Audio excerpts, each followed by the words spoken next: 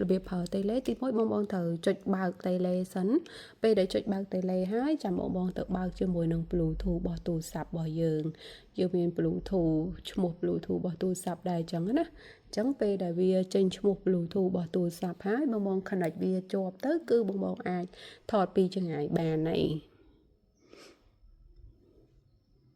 នេះបងពេលបងបើក Bluetooth ទូរស័ព្ទហើយពេលបងបើកតេឡេហើយវាចេញឈ្មោះ Like នេះហើយអញ្ចឹងបងចុចលើឈ្មោះវានេះមកអាភ្លើងភ្លឹបផ្លែតនៅលើនេះលែងមានហើយអញ្ចឹងគឺជាប់តេឡេហើយអញ្ចឹងបងអាចបញ្ជាថតពីចម្ងាយតែបញ្ជាក់ដូចបងបញ្ជាក់អញ្ចឹងថតគឺថតបានតែជាមួយនឹងកាមេរ៉ានៅក្នុងទូរស័ព្ទទេបងអត់អាចយកទៅថតជាមួយនឹងកម្មវិធី TikTok អីគឺថតអត់បានទេថតបានតែមួយកាមេរ៉ាទូរស័ព្ទណាអញ្ចឹងនេះយើងថតបាននេះចានេះយើងថតរូបថតអីចឹងទៅបងចង់ថតវីដេអូបងចូលហើយចុចសញ្ញាកាមេរ៉ានេះមកចាអាហ្នឹងវាដើរទេវាកំពុងតែថតដែរបងដាច់ផ្ដាច់វិញបញ្ចប់ថតវីដេអូចុចឲ្យកន្លែងសញ្ញាកាមេរ៉ាដដែលមកគឺដាច់ហើយអញ្ចឹងរូបភាពរបស់យើងគឺវានៅក្នុងនឹងទាំងអស់យើងចូលមើលបានអញ្ចឹងណាអញ្ចឹងសម្រាប់ជើងទាំងពីរហ្នឹងបងល្អប្រើដូចគ្នាបងស្រឡាញ់មួយណាយក